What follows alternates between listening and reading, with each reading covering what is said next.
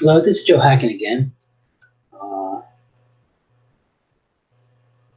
I've been all through the day presenting videos. One, who's responsible for all the shootings in this country? That's one video. This is not it. This will be later for like one. This is the second time I'm doing this. As a white man says, Black Lives Matter. This is an appeal to the black community in the country.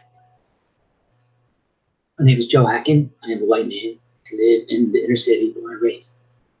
I now live in a predominantly black neighborhood, and I do believe Black Lives Matter. It was a predominantly white neighborhood.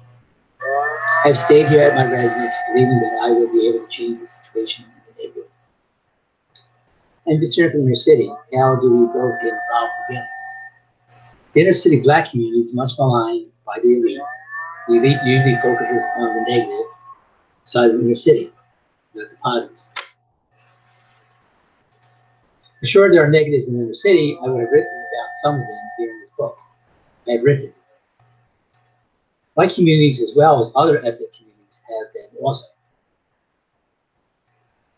The city streets and pavements that I live on are full of trash. That I live on are full of trash and bottles and cans. They are thrown there by those who pass by. Even if there was a trash can beside them, one may still throw their trash onto the street, not into the can. Most of the streets department does not collect trash properly, nor the recyclables. They just whisk away the trash in recycle cans, sending some of the debris onto the street and pavement. Maybe they do not get paid enough. Another thing, the street department people do not put trash cans on street corners. The people drop their trash on the pavements, streets, and in the grass. The street department says they do not put trash cans out because someone will use them for their own trash that they made inside their home. Bad excuse. Very few may do that, and we know no matter what, still need to do this. They still need to do this no matter what. Ticket that person if a police officer sees them do it. You walk along the street and see that the people who live on them do not care that trash has been left in front of your house. So they leave the trash there and not bother to help out and clean the mess up themselves. Somebody else did that, why should I? That they would say. When I began writing down this message, I had an opportunity to do some mentoring with a young black boy of 13 years old. He got to know me through an incident about 2 weeks later when he hurt his leg. I went over there to help give assistance by sitting him down on the top step that helped relax his leg. Then I went to the door. Then I went to knock on his door to get his mom and to inform her that her son hurt his leg, and needed help walking. He had to be lifted and brought to his house. He was helped to his house by his mom, my next door neighbor, and good friend Armstrong. His mom was told by the doctor that he tore his Achilles tendon. Now he and I say hello as he again plays in the block. When he sees me, he says, "Hello, sir." Sometimes he just says hello. He does not need to call me sir, just Joe. Teaching and mentoring moment came when I was shoveling snow in front of my steps out front of my house. The lesson was about the difference between just being kind to someone on the street, as opposed to turning it into a business proposition opportunity.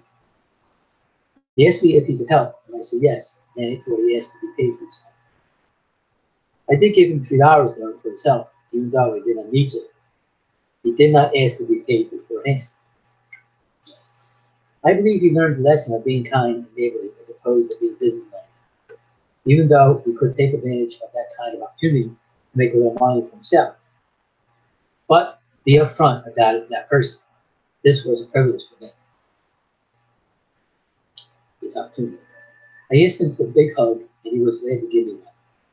Another time, this man who did not live on my street began to vomit in front of my next door neighbor's house while he was hanging outside in the passenger side car door.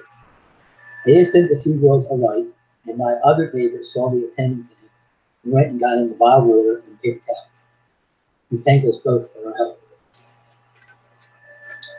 We in the city of Philadelphia have a huge problem with trash that is littered throughout the streets.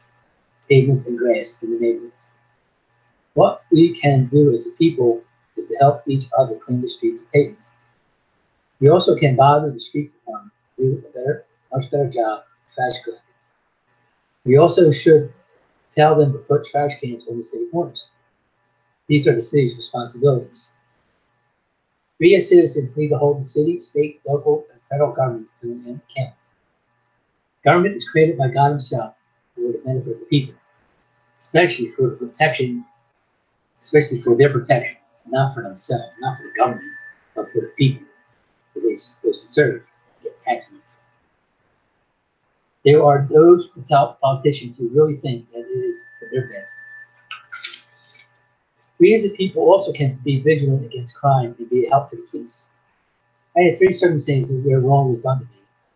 One was the stealing of 2 really good trash cans with wheels that were out in front of my house, that hung my house. In front of my house is a lawn, then a pavement, a street in front of that. People stole them and had to get out of their car, cross a pavement, cross a lawn, and go up to the trash cans that hugged my house. They had to take 2 trash cans that hugged my house, go down my lawn, down the pavement to the street, and put them in their vehicle. This took time to do. Obviously, nobody actually saw them do it. Hard to imagine nobody not seeing it being done. It was done in broad daylight. Unless somebody saw them do it, but did not do anything or say anything about it. Oh, let me add. They came back to my house the next day in broad daylight and left trash bags at the top of my lawn that they found in the trash cans that they stole from me. They were mad that they took and stole really good trash cans with wheels with trash in them. They came back with the trash. By doing this, they wanted to tell me that I should not have had trash in them when they stole it. Second one was somebody walked up to my car. And somebody opened my passenger side door of the car, sat in my car on the front passenger side, and hugged the pavement that was towards houses. Opened the compartment that was between the 2 front seats, leaving it open. And opened the compartment that was in the middle, in front of the driver and passenger seats, leaving that open. Obviously, wanted to steal what was in there and found nothing. Again, this took time to do. Same thing. Nobody saw anybody walk up to the car, open the car door, go into the car, sit for some time in the car, go throughout the compartments of the car, get out of the car and close the car door, and walk away from the car. Where somebody saw this being done to my car and did not want to do anything for doing it, say anything, do anything. The third one was when I was coming home from work, 3 black youths jumped me from behind, beat me up, bloodied my nose, and robbed me on my iPhone. A black lady walking up the street came up to me, saw me, and called the police. I told her 3 young people did this to me, but the lady told me she saw 4 young men running away from me. Apparently, one of their friends came and saw what they had done and ran away with them around the corner. There had been a police report signaling to the neighborhood that iPhones are being robbed from people. I did not get the word. I was coming home from work. The barbershop in the corner of my street embraced themselves for that crime. Barbershop tenants were black. They were aware of a white person walking around with a hoodie on his head. It was wintertime. They were looking after him, but not for the others that were black. These 3 black youths who were walking behind me, they did not pay attention to me. I walked in front of that barbershop and its big window along with the 3 black men from behind. Along with the 3 black men behind me. I had that iPhone in my ear, not knowing that they were behind me. Since that barbershop was aware of and looking out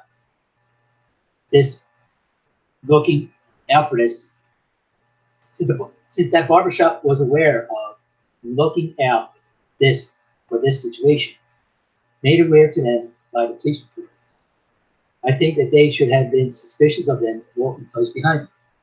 They were not. It would appear that they were too suspicious of that white man walking around with that hoodie on his head. Looks ironic, doesn't it? These are the three circumstances, among others, in my life. These three happened to me on my predominantly black neighborhood, but I still love them. I still love any people. And I am still here living on the same street, hoping to help change circumstances that surround each and every one of us in the inner city, black or white, or Hispanic, or anybody, Asian, anyone. All of us should help make a change in our cities for the better, for all of us. Thank you. My name is Joe Hakun. It's on a lot of videos. You tell your friends, whoever sees this, share this with them. Thank you, Lord, for this opportunity, and thank you, people, for watching. Joe Hakun. You can contact me at joehakun1@gmail.com. Not Joseph Hakun. joehakun1@gmail.com. Don't forget the one. All lowercase. Thank you.